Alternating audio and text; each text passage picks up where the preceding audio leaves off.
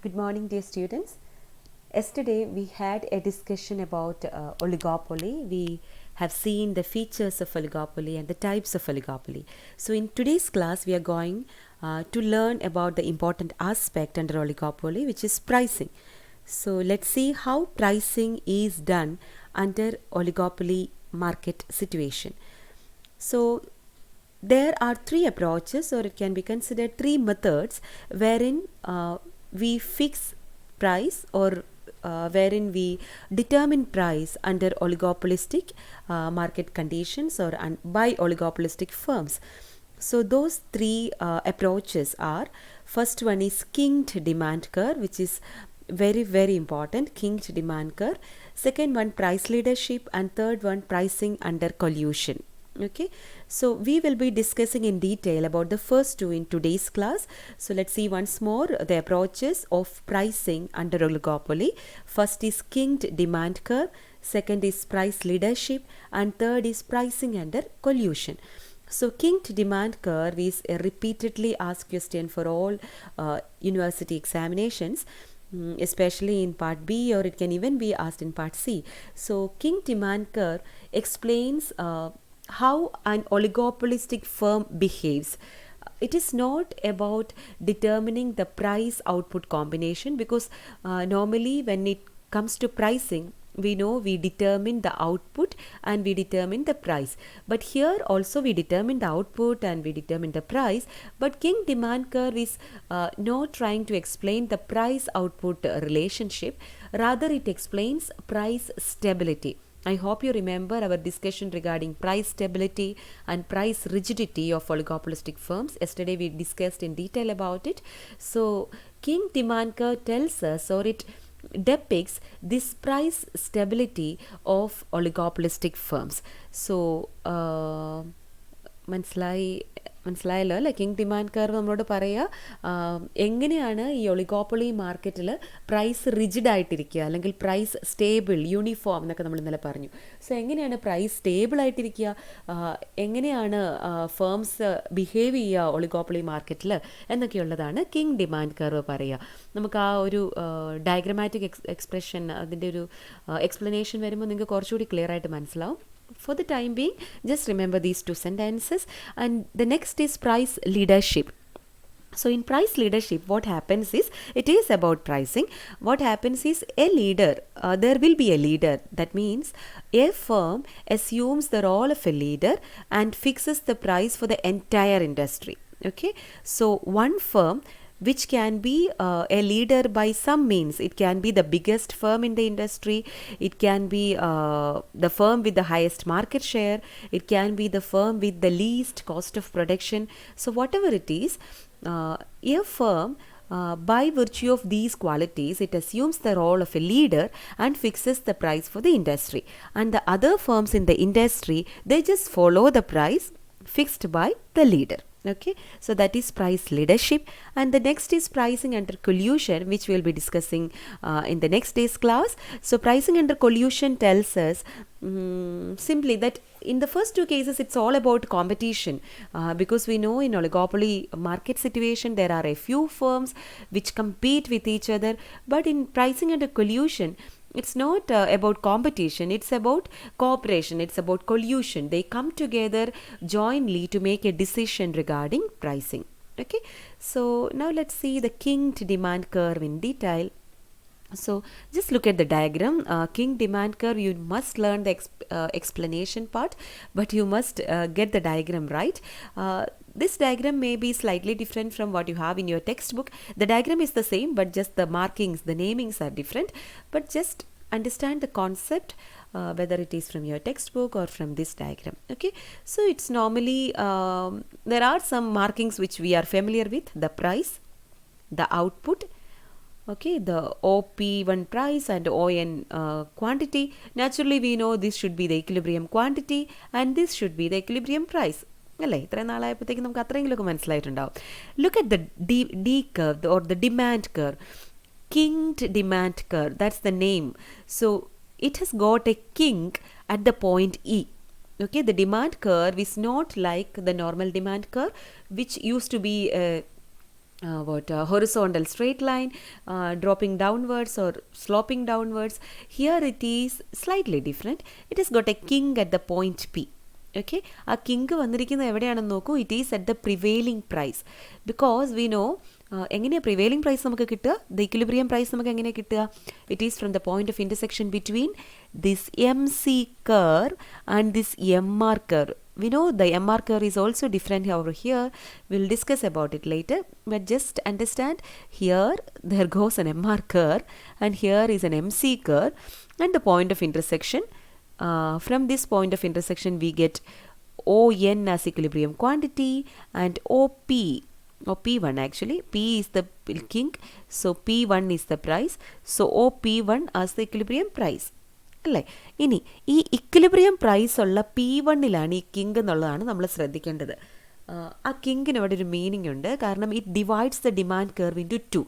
2 രീതിയിലുള്ള demand curve ആക്കി മാറ്റുക ചെയ്യുക ഈ പി എന്ന് പറയുന്ന കിങ്ക് വരുമ്പോൾ. ഓക്കെ, എങ്ങനെയാണെന്ന് നോക്കിയാൽ ഈ ഡി പി എന്ന് പറയുന്ന ഈ portion it is elastic. Okay, elastic ആണ് ഡി പി എന്ന് പറയുന്ന പോർഷൻ. അതേസമയം പി ഡി എന്ന് പറയുന്ന portion it is slightly inelastic. Compared to this portion, compared to DP, PD is inelastic. മനസ്സിലാവുന്നുണ്ടല്ലോ? ഡി പി എന്ന് പറയുന്ന പോർഷൻ ഇലാസ്റ്റിക് ആണ്, പി ഡി എന്ന് പറയുന്ന പോർഷൻ ഇൻഇലാസ്റ്റിക് ആണ്. രണ്ടും ഡിമാൻഡ് കർവിൻ്റെ തന്നെ പോർഷൻസ് ആണ്. ഓക്കെ, ഇനി എന്തുകൊണ്ടാണ് ഡി പി ഇലാസ്റ്റിക് ആവുന്നത്, എന്തുകൊണ്ടാണ് പി ഡി ഇൻഇലാസ്റ്റിക് ആവുന്നത്? That's something we must learn. Okay, നമുക്കറിയാം, നമ്മൾ ഇന്നലെ പറഞ്ഞത് നിങ്ങൾ ഓർക്കുന്നുണ്ടെങ്കിൽ, ഈ പറയുന്ന പ്രൈസ് റിജിഡിറ്റി എന്നൊക്കെ പറയാൻ കാരണം എന്താ? ഏതെങ്കിലും ഒരു ഫേം പ്രൈസ് കൂട്ടിക്കഴിഞ്ഞാൽ എന്ത് സംഭവിക്കും? ആ ഫേമിൻ്റെ ഡിമാൻഡ് കുറയുള്ളൂ. കാരണം എന്താണെന്ന് പറഞ്ഞാൽ ബാക്കിയുള്ളവരാരും പ്രൈസ് കൂട്ടില്ല. ഓക്കെ, സോ ഈ പോർഷൻ സൂചിപ്പിക്കുന്ന അതാണ്. If a firm increases its price it will decrease its demand. Naturally ഒരു ഫേം പ്രൈസ് കൂട്ടുവാണെങ്കിൽ അതിൻ്റെ ഡിമാൻഡ് കുറയും, അല്ലേ? അതുകൊണ്ടാണ് ഈ ഡി പി പോർഷൻ ഇലാസ്റ്റിക് ആകുന്നത്. ഇലാസ്റ്റിക് എന്ന് പറഞ്ഞാൽ നിങ്ങൾക്കറിയാം, പ്രൈസ് ഔട്ട്പുട്ട് റിലേഷൻഷിപ്പാണ് അവിടെ പറയുക. പ്രൈസ് കൂടുന്നതിനനുസരിച്ച് ഡിമാൻഡ് കുറയുന്നുണ്ടെങ്കിൽ നമ്മൾ അതിനെ ഇലാസ്റ്റിക് എന്ന് പറയും, അല്ലേ? സോ ഈ പോർഷൻ സൂചിപ്പിക്കുന്നത് ഏതെങ്കിലും ഒരു ഫേം പ്രൈസ് കൂട്ടിയാൽ ബാക്കിയുള്ള ഫേംസ് ഒന്നും പ്രൈസ് കൂട്ടാത്തത് കൊണ്ട് ആ കൂട്ടിയ ഫേം ഏതാണോ ആ ഫേമിന് കസ്റ്റമേഴ്സിന് നഷ്ടപ്പെടും, ആ ഫേമിൻ്റെ ഡിമാൻഡ് കുറയും, ആ ഫേമിൻ്റെ സപ്ലൈ കുറയും. അതാണ് ഈ ഡി പി പോർഷൻ സൂചിപ്പിക്കുക. അതേസമയം പി ഡി ഇനിലാസ്റ്റിക് ആണെന്ന് നമ്മൾ പറഞ്ഞു. എന്തുകൊണ്ടാണ് പി ഡി ഇനിലാസ്റ്റിക് ആണെന്നൊന്ന് ചിന്തിച്ച് നോക്കിക്കേ. ഇന്നലെ നമ്മൾ ബാക്കി പറഞ്ഞത് നിങ്ങൾ ഓർക്കുന്നുണ്ടെങ്കിൽ നമ്മൾ പറഞ്ഞു, ഏതെങ്കിലും ഒരു ഫേം പ്രൈസ് കൂട്ടിയാൽ ബാക്കിയുള്ളവരൊക്കെ അനങ്ങാണ്ടിരിക്കും, അവരാരും പ്രൈസ് കൂട്ടില്ല. പക്ഷേ ഏതെങ്കിലും ഒരു ഫേം പ്രൈസ് കുറച്ചാലോ എന്താ സംഭവിക്കുക? ഏതെങ്കിലും ഒരു ഫേം പ്രൈസ് കുറച്ചാൽ എന്താ സംഭവിക്കുക? നാച്ചുറലി ബാക്കിയുള്ളവരും പ്രൈസ് കുറയ്ക്കും. കാരണം ഒരാൾ പ്രൈസ് കുറച്ചാൽ അതിൻ്റെ അർത്ഥം അയാൾക്ക് കൂടുതൽ ഡിമാൻഡ് ഉണ്ടാവുന്നതാണ്, അല്ലേ? അത് ഇവർ സമ്മതിക്കുമോ? ഇല്ല. സോ ആരെങ്കിലും ഒരാൾ പ്രൈസ് കുറച്ചാൽ ബാക്കിയുള്ളവരും പ്രൈസ് കുറയ്ക്കും. അതുകൊണ്ടാണ് എന്ത് സംഭവിക്കുക? അപ്പോൾ ഈ പ്രൈസ് കുറച്ച ഫേമിന് പ്രത്യേകിച്ച് പ്രയോജനമൊന്നും ഉണ്ടാകുന്നില്ല. നമ്മൾ നോർമലി പ്രൈസ് കുറയ്ക്കുന്നത് എന്തിനാ? ഡിമാൻഡ് കൂട്ടാൻ, സപ്ലൈ കൂട്ടാൻ, അല്ലെങ്കിൽ സെയിൽസ് കൂട്ടാനാണ്, അല്ലേ? പക്ഷേ ഒളിഗോപ്പൊളി മാർക്കറ്റിൽ ഏതെങ്കിലും ഒരു ഫേം പ്രൈസ് കുറച്ചാൽ ബാക്കിയുള്ളവരും കൂടി കുറയ്ക്കുന്നത് കൊണ്ട് ഈ പ്രൈസ് കുറച്ചതിൻ്റേതായ ഒരു ബെനിഫിറ്റ് എന്ന് പറയുമ്പോൾ നിങ്ങൾക്കിപ്പോൾ മനസ്സിലായിട്ടുണ്ടാവും, പ്രൈസ് കുറച്ചതിൻ്റേതായ കൂടുതൽ ഡിമാൻഡ്, കൂടുതൽ സെയിൽസ് ഒന്നും സംഭവിക്കുന്നില്ല. അപ്പോൾ സംഭവിക്കുന്നില്ലെങ്കിൽ നമ്മൾ എന്തെന്ന് പറയും? ഇൻഇലാസ്റ്റിക് എന്ന് പറയും, അല്ലേ?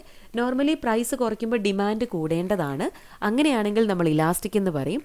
പക്ഷേ പ്രൈസ് കുറയ്ക്കുമ്പോൾ ഡിമാൻഡ് കൂടുന്നില്ലെങ്കിലോ നമ്മളതിനെ ഇൻഇലാസ്റ്റിക് എന്ന് പറയും. ക്ലിയർ ആയില്ലോ, അല്ലേ?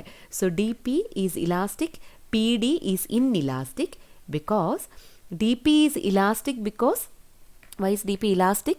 Because if price is increased by a firm, its demand decreases. അതുകൊണ്ടാണ് ഡി പി എന്താണ് നമ്മൾ പറയുക? ഇലാസ്റ്റിക് ആണെന്ന് പറയുക.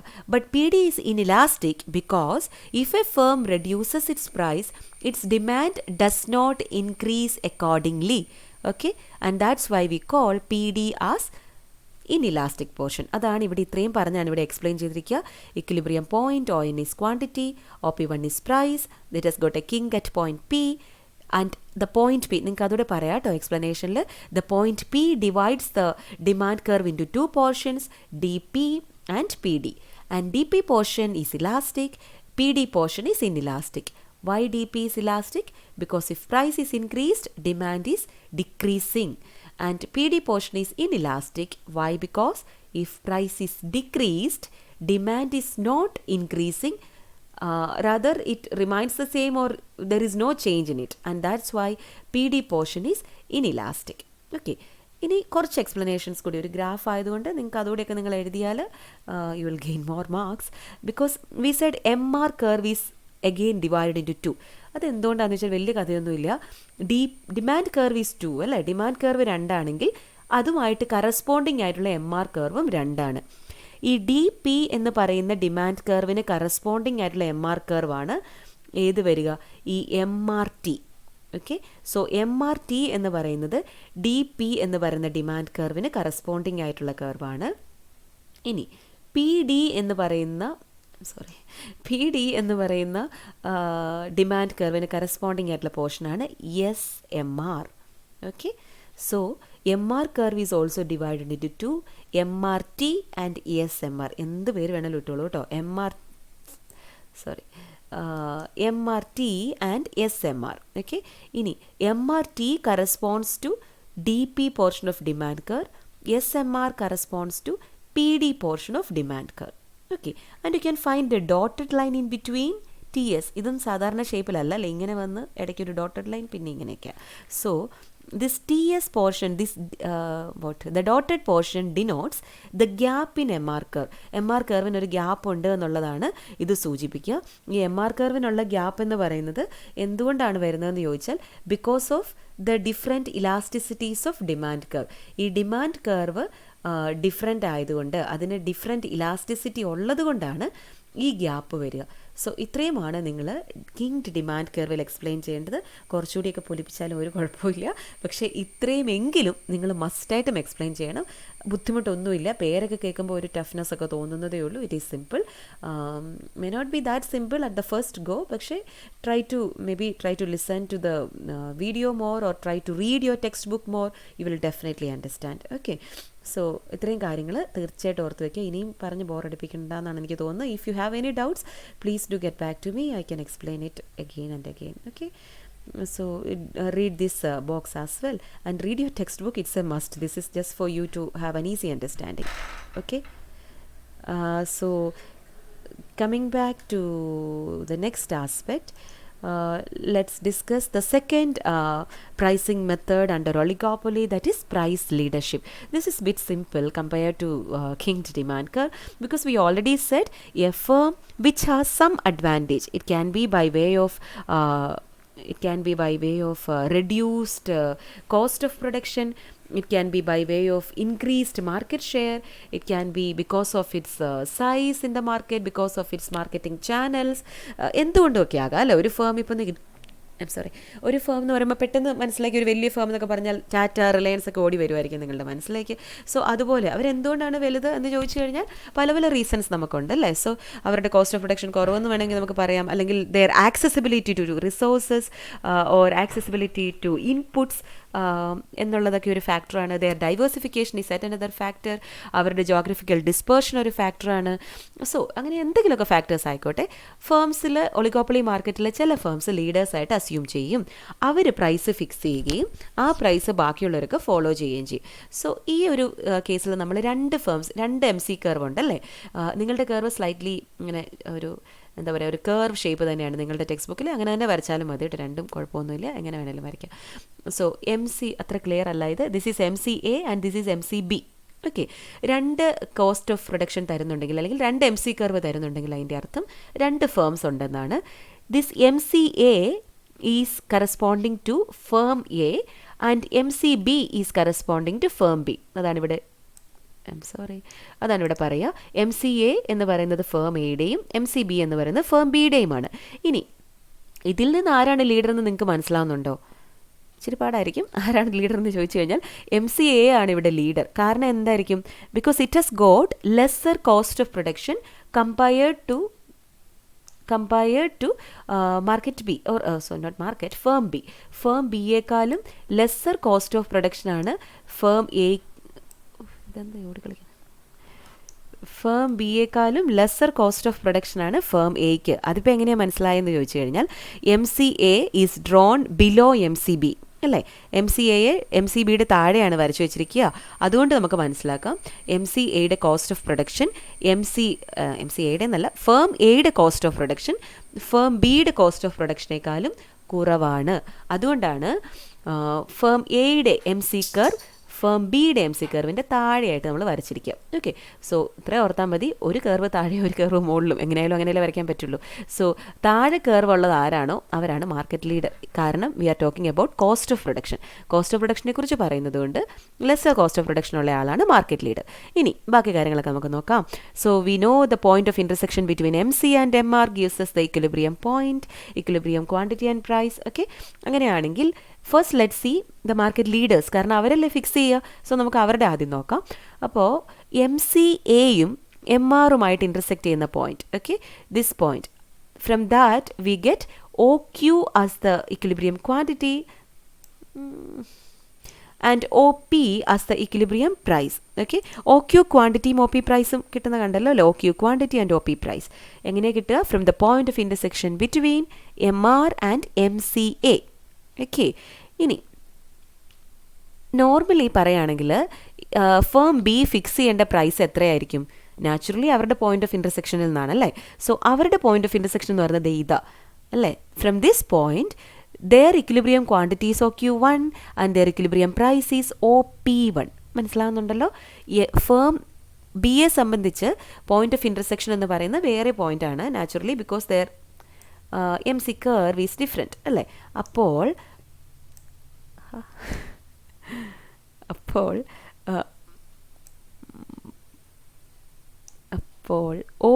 OQ1 is their equilibrium quantity and OP1 is their equilibrium price. പക്ഷേ can they fix that price? പറ്റുമോ അവർക്ക് അങ്ങനെ ഫിക്സ് ചെയ്യാനായിട്ട്? കാരണം എന്താ? മാർക്കറ്റ് ലീഡർ ആരാ? അവരല്ല, എ ആണ് മാർക്കറ്റ് ലീഡർ. എയുടെ പ്രൈസ് എത്രയാണ്? OP ആണ്. അപ്പോൾ മാർക്കറ്റ് ലീഡർ OP പ്രൈസ് കൊടുക്കുമ്പോൾ വേറൊരു ഫേമിന് കയറി അതിലും കൂടുതൽ പ്രൈസ് കൊടുക്കാൻ പറ്റുമോ? കൊടുക്കാൻ പറ്റും, പക്ഷേ that won't be for their good അല്ലേ? അപ്പോൾ ഇവിടെ എന്താ ചെയ്യുക? They cannot, even though OP1 is their equilibrium price. OP1 is their equilibrium price. I'm talking about firm B. Even though OP1 is the equilibrium price of firm B, it cannot fix that price.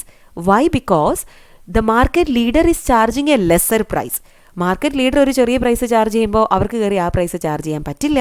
So they are forced to charge OP as their price. അവർക്കും മാർക്കറ്റിൽ sustain ചെയ്ത് പോകണമെന്നുണ്ടെങ്കിൽ OP price charge ചെയ്തേ പറ്റുള്ളൂ. അപ്പോൾ എന്താ? അതാണ് നമ്മൾ ഈ പ്രൈസ് സ്റ്റെബിലിറ്റിയുടെ കാര്യം പറയുക അല്ലേ? പ്രൈസ് യൂണിഫോം ആണ്, പ്രൈസ് സ്റ്റെബിലിറ്റി എന്നൊക്കെ പറഞ്ഞില്ലേ? ഇപ്പം നിങ്ങൾക്ക് അത് മനസ്സിലായി എന്നാണ് എനിക്കൊരു വിശ്വാസം. ഇനി അപ്പോൾ അതിൻ്റെ അർത്ഥം എന്താണ്? ഫേം എയ്ക്ക് ലെസർ കോസ്റ്റ് ഓഫ് പ്രൊഡക്ഷൻ ആണ്, അതുകൊണ്ട് OP എന്ന് പറഞ്ഞാലും അവർക്കത് പ്രോഫിറ്റബിൾ ആണ്. പക്ഷേ ഫേം ബിയെ സംബന്ധിച്ച് കോസ്റ്റ് ഓഫ് പ്രൊഡക്ഷൻ കൂടുതലാണ്. അപ്പോൾ അവർക്ക് പ്രോഫിറ്റബിൾ ആകണമായിരുന്നെങ്കിൽ OP1 പ്രൈസ് ചാർജ് ചെയ്യണമായിരുന്നു. പക്ഷേ they can charge only OP price, so their profitability will be lesser. Is that fine?